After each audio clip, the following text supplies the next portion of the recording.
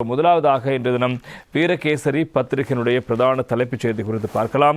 மின்சார கட்டணங்கள் 10 வீதத்தால் அதிகரிப்பு, 180க்கும் அதிகமான அலகுகளுக்கு 25.3 வீத உயர்வு, பொது பயன்பாடுகள் ஆணைக்குழு அனுமதி என்பதாக வீரகேசரி பத்திரிகை அதற்கு பிரதான தலைப்பிட்டிருப்பதை நாங்கள் காணலாம். அதேபோல் இன்று தினம் தமிழன் பத்திரிகையிலும் அதிகரித்தது மின் கட்டணம், இலங்கை பொது பயன்பாடு ஆணைக்குழு ஒப்புதல் என்பதாக இன்றைய தமிழன் பத்திரிகையிலும் தொடர்பான செய்தி பிரதான தலைப்புச் செய்தியாக இடம்பெடுத்திருப்பது நாங்கள் காணலாம். இன்றைய லங்காதீபத்தினுடைய பிரதான தலைப்புச் செய்தியும் ஸ்தாவர காசுவை வெனசக்ன லைட் பில் சியட தாயக்கின் நக்காய் அவச ஹயத்திய சிட்ட தாயத்திய அத்தர வெடி காசுவாக் என்பதாக இன்றைய மதுரமான செய்திகளும் முக்கியமான செய்திகளாக இடம்பெடுத்திருப்பதை நாங்கள் காணக்கூடியதாக இருக்கிறது. எனவே அந்த செய்திகள் தொடர்பாகவும் நாங்கள் இப்போது விரிவாக பார்ப்பதற்கு தயாராக இருக்கிறோம். இன்றைய அருணப்பத்தினுடைய பிரதான தலைப்பு விதிலி காசுவ சியட தாயகிகளட்ட நிவாடு தினவல கர்மாந்த ஹோட்டல் வளட்ட அடு காசு கிரமයක් சகஸ்கரன் யை என்பதாக அந்த செய்திக்கு தலைப்பெற்றிருப்பது நாங்கள் காணலாம். எனவே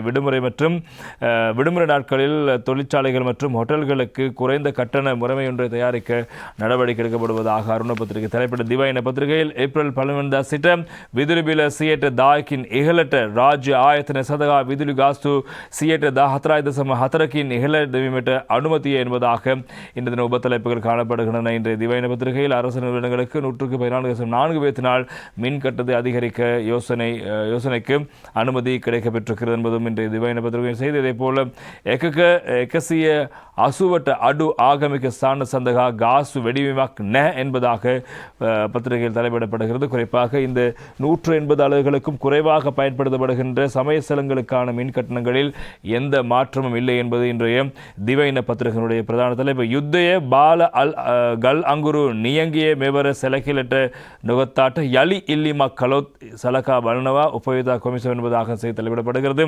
குறிப்பாக யுத்தம், அதே போல தரமற்ற நிலக்கரி, அதே போல வறட்சி ஆகிய விடயங்கள் இம்முறை மின் கட்டண அதிகரிப்பில் கவனம் செலுத்தப்படவில்லை. அது குறித்து கவனம் செலுத்துமாறு கோரிக்கை முன்வைக்கப்பட்டால் இன்னும் மின் கட்டணம் அதிகரிப்பதற்கான சாத்தியப்பாடுகள் இருப்பதாக பொது பயன்பாடுகள் ஆணைக்குழு நேற்று இடம்பெற்ற ஊடக சந்திப்பில் தெரிவித்த விவகாரங்கள் முக்கியமாக இருப்பதை காணலாம்.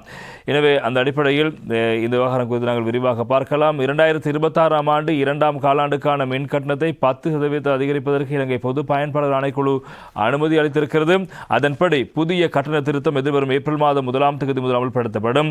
மத்திய கிழக்கு நாடுகளில் நிலவும் மோதல் நிலைமையால் ஏற்பட்ட எரிபொருள் விலையேற்றத்தை கவனத்தில் கொண்டு மின் கட்டணத்தை அதிகரிப்பதற்கு அனுமதி அளிக்கப்பட்டிருக்கிறது. மேலும் பூகோள நெருக்கடி இயல்பு நிலைக்கு திரும்பி எரிபொருள் விலை குறைவடைந்தவுடன் மின் கட்டணத்தை குறைப்பது தொடர்பான யோசனையை வலுசக்தி அமைச்சு முன்வைக்க வேண்டும் என்று இலங்கை பொது பயன்பாடுகள் ஆணைக்குழுவின் தலைவர் KPL சந்திரலால் தெரிவித்திருக்கின்றார். இலங்கை பொது பயன்பாடுகள் ஆணைக்குழுவின் காரியாலயத்தில் நேற்று திங்கள் இடம்பெற்ற ஊடக சந்திப்பின் போதே அவர் இந்த விடயங்களை சுட்டிக்காட்டியிருப்பதாக சொல்லப்படுகிறது. அந்த அடிப்படையில் இலங்கை மின்சார சபையானது கடந்த பிப்ரவரி மாதம் 15ஆம் தேதி 13.56% மின் கட்டணத்தை அதிகரிக்கும் யோசனையை முன்வைத்தது. மின் கட்டண திருத்தம் குறித்து 5 மாகாணங்களில் கூட்டங்களை நடத்தி பொதுமக்களிடமிருந்தும் சிவில் அமைப்புகளிடமிருந்தும் யோசனைகளை பெற்றுக்கொண்டோம். எரிபொருள் விலையேற்றம் சடுதியாக உயர்வடைந்த நிலையில் மின் உற்பத்திக்கான செலவும் மின் பாவனைக்கான கேள்வியும் தற்போது அதிகரிக்கப்பட்டுள்ளதை அவதானிக்க முடிகிறது. நாட்டின் பொருளாதார நடவடிக்கைகளுக்கும் பொதுமக்களுக்கும் பாதிப்பு ஏற்படாத வகையில் சகல அலகு தொகுதிகளுக்கும் உள்ளடங்களாக மின் கட்டணத்தை 10% அதிகரிப்பதற்கு அனுமதி வழங்கியிருக்கின்றோம்.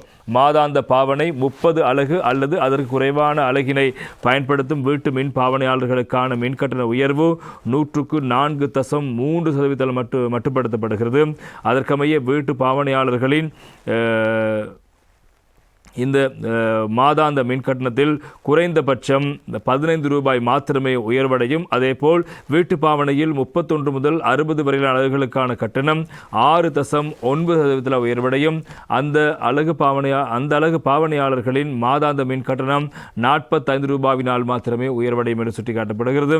61 முதல் 90 வரையிலான அலகுக்கான கட்டணம் 6.9% உயர்வடையும். அந்த அலகு பாவனையாளர்களின் மாதாந்த மின் கட்டணம் 120 ரூபாயினால் உயர்வடையும் என சுட்டிக்காட்டப்படுகின்றது.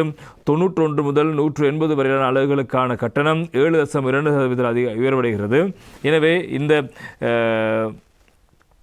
உயர்வடைகிறது. எனவே அந்த அலகு பாவனையாளர்களின் மாதாந்த மின் கட்டணம் 240 ரூபாயினால் உயர்வடையும். இந்த மின் கட்டண திருத்தத்தில் அதிகூடிய கட்டண உயர்வு 420 ரூபாவாக மட்டுப்படுத்தப்படுகிறது. வீட்டு தொகுதியில் ஒவ்வொரு பாவனை அலகுக்கான மின் கட்டணம் உயர்வு 180 மின் அலகுகளுக்கு குறைவான மின் பாவனையை கொண்டுள்ள மதத்தலங்கள் மற்றும் புண்ணிய தலங்களுக்கு கட்டணம் அதிகரிக்கப்படவில்லை. 180 அலகுகளுக்கு மேல் மின்சாரத்தை பயன்படுத்தும் மதத்தலங்களுக்கான கட்டணம் 6.9% உயர்வடையும் என்பதாகவும் அவர் தெரிவித்திருக்கின்றார். பொதுவான நடவடிக்கையில் ஈடுபடும் நுகர்வோர் தொகுதிக்கான கட்டணம் 8%, கைத்தொழில் துறைக்கான கட்டணம் 8.7%, ஹோட்டல் துறைக்கான கட்டணம் 9.9%, அரசு நிறுவனங்களுக்கான கட்டணம் 14.4% அதிகரிக்க அனுமதி அளிக்கப்பட்டிருக்கிறது. வேலைப்பளு அதிகமாக உள்ள சந்தர்ப்பத்தில் மின்சாரத்துக்கான கேள்வியை முகாமைத்துவம் செய்வதற்கான யோசனை மின் விநியோக நிறுவனங்களுக்கு முன்வைக்கப்பட்டிருக்கிறது. எதிர்வரும் காலங்களில் ஞாயிற்றுக்கிழமை மற்றும் அரசு விடுமுறை தினங்களில் பொது தொழிற்சாலைகள், ஹோட்டல் மற்றும் பொது நடவடிக்கைகளுக்கு குறைவான மின்கட்டணத்தை அறிமுகப்படுத்த அவதானம் செலுத்தப்பட்டிருக்கிறது. மத்திய கிழக்கு நாடுகளில் நிலவும் மோதல் நிலைமையால் ஏற்பட்ட எரிபொருள் விலையேற்றத்தை கவனத்தில் கொண்டு மின்கட்டணத்தை அதிகரிப்பதற்கு அனுமதி அளிக்கப்பட்டிருக்கிறது. பூகோள் நெருக்கடி இயல்பு நிலைக்கு திரும்பி எரிபொருள் விலை குறைவடைந்தவுடன் மின்கட்டணத்தை குறைப்பது தொடர்பாக யோசனை வலுசக்தி அமைச்சு முன்வைக்க வேண்டும். நிலக்கரி விவகாரத்துக்கும் மின்கட்டண திட்டத்துக்கும் எவ்வித தொடர்பும் இல்லை என்பதாக நேற்று தினம் இலங்கை பொது பயன்பாடுகள் ஆணைக்குழுவின் தலைவர் தெரிவித்த விவகாரங்களும் பிரதானமாக இருப்பதை காண.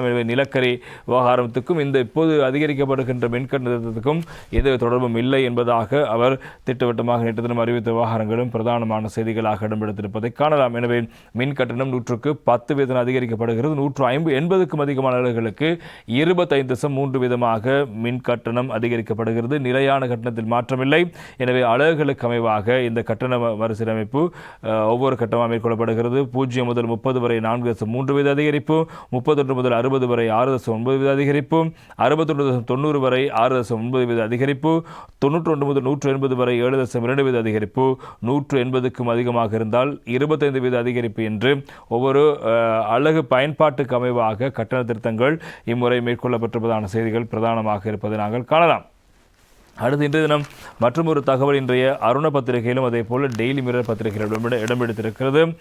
தெல்மில இஹலகியோத் லைட் மிலட்ட யலித் கரண்ட் வதி கொமிசமின் இங்கியாக் என்பதாக இன்றைய அருண பத்திரிகை தலைப்பெற்றுவது நாங்கள் காணக்கூடியதாக இருக்கிறது. எனவே இந்த எரிபொருள் விலை மீண்டும் உலக சந்தையில் அதிகரிக்குமாக இருந்தால் மின்சார கட்டணம் மீண்டும் அதிகரிக்க வாய்ப்பு இருப்பதாக நேற்று தினம் இலங்கை பொது பயன்பாடுகள் ஆணைக்குழுவுடைய தலைவர் ஒரு சூசகமான பதிலை வழங்கி சென்ற விவகாரம் முக்கியமாக இருப்பதை டெய்லி மிரர் பத்திரிகையிலும் more electric shocks if oil prices surge என்பதாக அந்த செய்திக்கு தலைப்பெற்றிருப்பதை காணலாம். எனவே இந்த ஏற்கனவே இலங்கை மின்சார சபை குறிப்பிட்ட 13.5% கட்டண அதிகரிப்பு கோரிக்கைக்கு அமைவாகத்தான் 10% அதிகரிப்பு மேற்கொள்ளப்பட்டிருக்கிறது. எனவே மீண்டும் உலக சந்தையில் எரிபொருள் விலை அதிகரித்து நாட்டிலும் எரிபொருள் விலை அதிகரிப்பு மேற்கொள்ளப்படுமாக இருந்தால் இந்த மின் கட்டணங்கள் திருத்தப்படுவதற்கான வாய்ப்பு இருப்பதாக பொது பயன்பாடுகள் ஆணைக்குழு நேற்று நடத்திய ஊடக சந்திப்பில் தெரிவித்த விவகாரங்கள் இன்றைய தினம் அருண மற்றும் அதேபோல் டெய்லி மிரர் பத்திரிகையுடைய முக்கியமான செய்திகளாக இருப்பதை நாங்கள் காணலாம்.